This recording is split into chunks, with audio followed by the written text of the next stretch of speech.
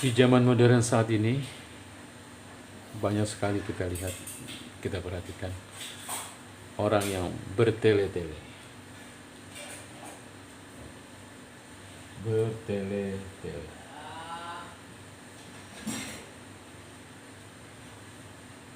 Bertelekomunikasi, telekomunikasi,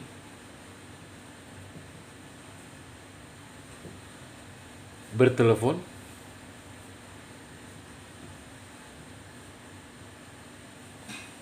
nonton kejadian dari jarak yang jauh dari kita lewat televisi. Semua ini tercapai adik-adikku semuanya karena ada bahan yang namanya serat optik. Serat optik. Boleh juga disebut fiber optik. Boleh juga disebut kabel optik. Ya. Kabel optik ini mampu mentransmisi data ditransmisi, datanya ini dipaket, dikemas dalam bentuk kemasan cahaya. Jadi cahaya yang ditransmisikan oleh bahan yang namanya serat optik sedemikian jauh, ya, sedemikian jauh, beratus kilometer mungkin, ya, sedemikian jauh bisa ditransmisikan dan berkecepatan tinggi, dan juga tidak ada gangguan seperti interferensi yang mengacaukan sinyal. Jadi sinyal atau data atau cahaya. Oke. Nah, serat optik ini bukan kabel biasa, adik-adik. Bukan kabel konduktor.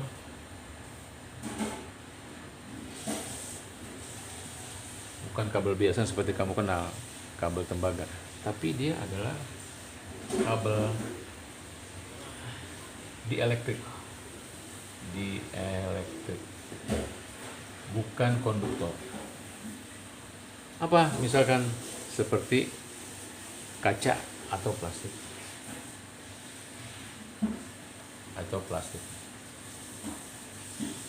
Jadi bahan intinya adalah bukan tembaga, tapi kaca atau plastik, kemudian dibungkus oleh pelapisnya untuk melindungi kaca dan plastiknya. Oke ya. Terus kemudian bahannya deh, bahan serat optik itu ternyata bisa dibuat loh. Di samping ada yang alami, bahan optik.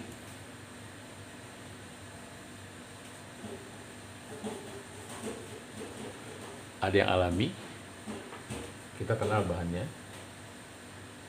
Ada yang sintetis buatan.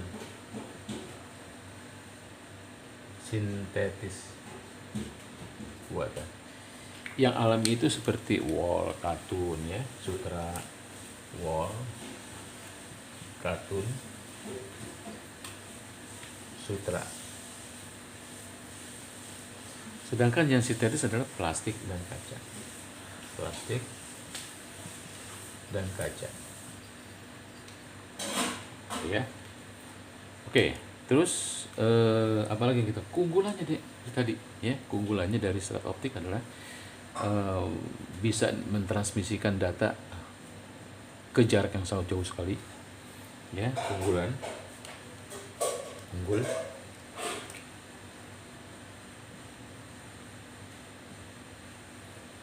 Keunggulannya adalah jarak jauh, transmisi jarak jauh,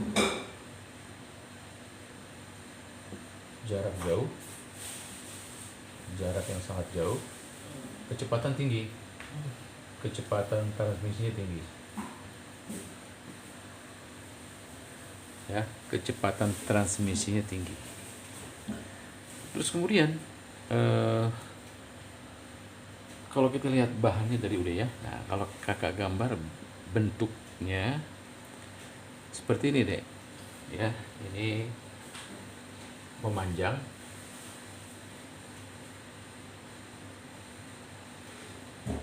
Ini pelapisnya. Ini pelapis. Ini intinya. Intinya, ya. Tempat kejadian transmisi datanya di sini. Di plastik atau kaca. Ya. Peristiwa pemantulannya, peristiwa transmisi datanya itu lewat hukum Snellius, deh. Ya. Transmisi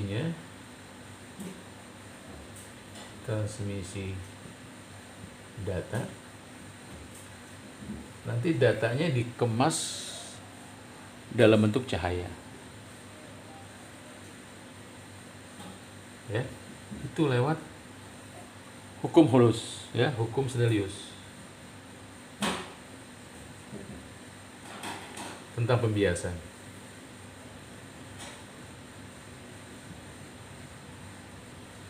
Hukum Snellius tentang pembiasan. Itu teori yang mendasarinya. Nah, terus diperkuat lagi dengan anggapan bahwa cahaya itu adalah gelombang, Le.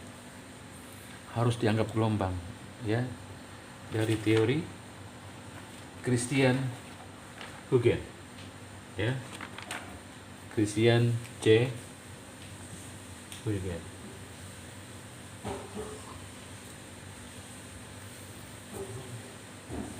Ya, untungnya ada teori tentang gelombang, ya.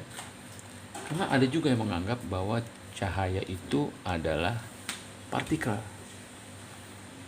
Walaupun ada juga yang mendapatkan hadiah Nobel dari anggapan bahwa cahaya itu partikel, seperti efek fotolistriknya Albert Einstein.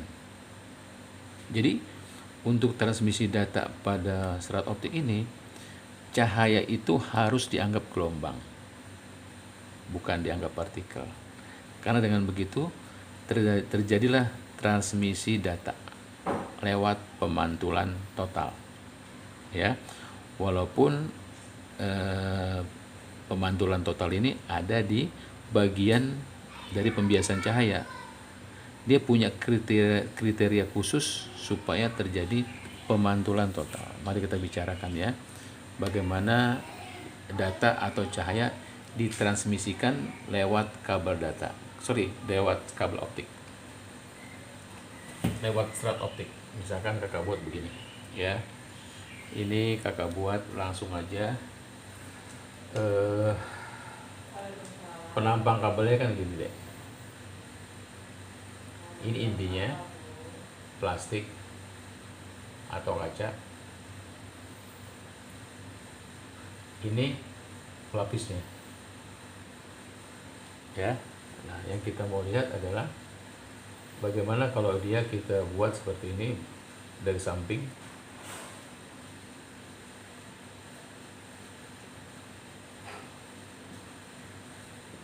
Supaya nanti proses pemantulan totalnya itu bisa kelihatan. Jadi cahaya dipantulkan berulang-ulang kali.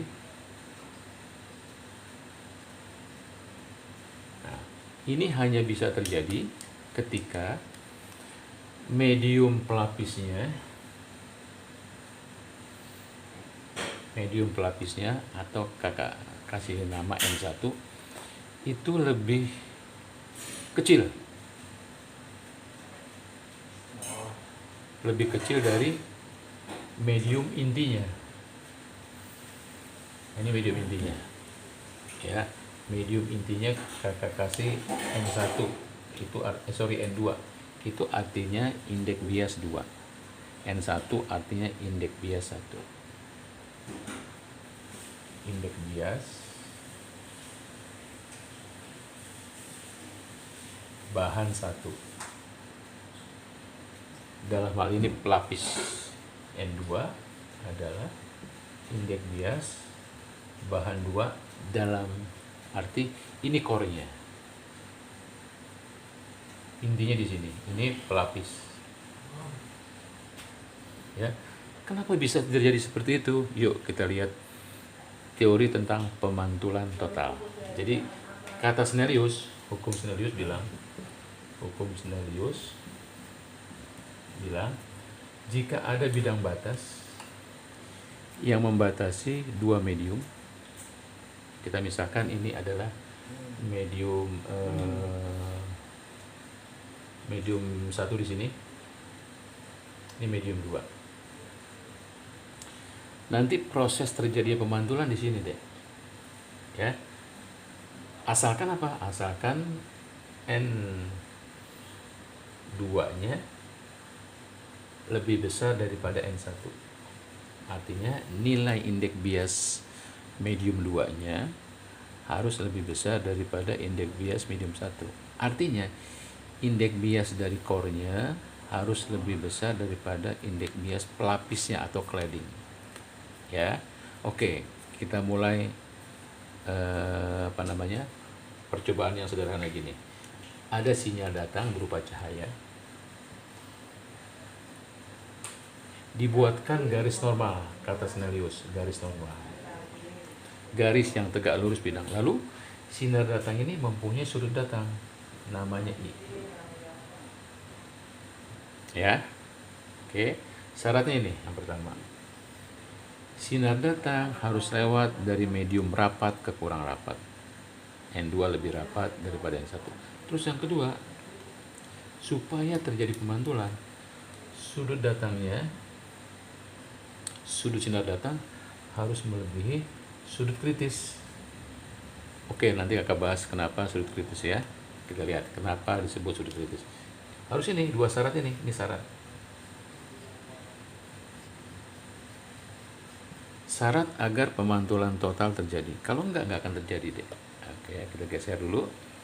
Oke, syarat terjadinya pemantulan total, N2 lebih besar daripada N1, terus sudut sinar datangnya harus melebihi sudut kritis. Nah, sehingga terjadi pemantulan. Ini sinar datang, ini sinar mantul, ya. Ini dia. Terjadi pemantulan seperti ini. Terus menerus sampai ke tempat tujuan. Tempat di mana nanti kemudian cahaya akan diproses menjadi sinyal elektrik. Sinyal elektrik nanti akan dimasukkan ke perangkat elektronik, gitu ya. Oke, nah kenapa bisa terjadi seperti ini? Oke, itu tadi karena indeks bias di mana sinar datang melebihi indeks bias pelapisnya.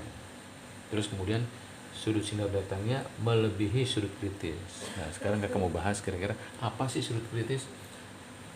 Sudut kritis ialah sudut sinar datang. Kakak gambar lagi ya. Ini misalkan bidang batas. Ini mediumnya, ini core-nya, ini adalah pelapisnya. Sudut kritis adalah sudut sinar datang. Jangan lupa sinar datang. Kita bikin garis normalnya. Itu aturan Snellius. Ini disebut sudut kritis jika sinar biasnya membentuk sudut 90 derajat. Ini sinar biasnya 90 derajat. Itulah yang dimaksud dengan sudut kritis. Jadi persyaratan terjadinya pemantulan total adalah ketika sudut sinar datangnya melebihi sudut kritis. Oke, itulah dek, ya, manfaat atau keunggulan dari serat optik. Jadi dia memanfaatkan teori fisika tentang pembiasan. Oke, segitu dulu adik-adikku semuanya. Semoga bermanfaat.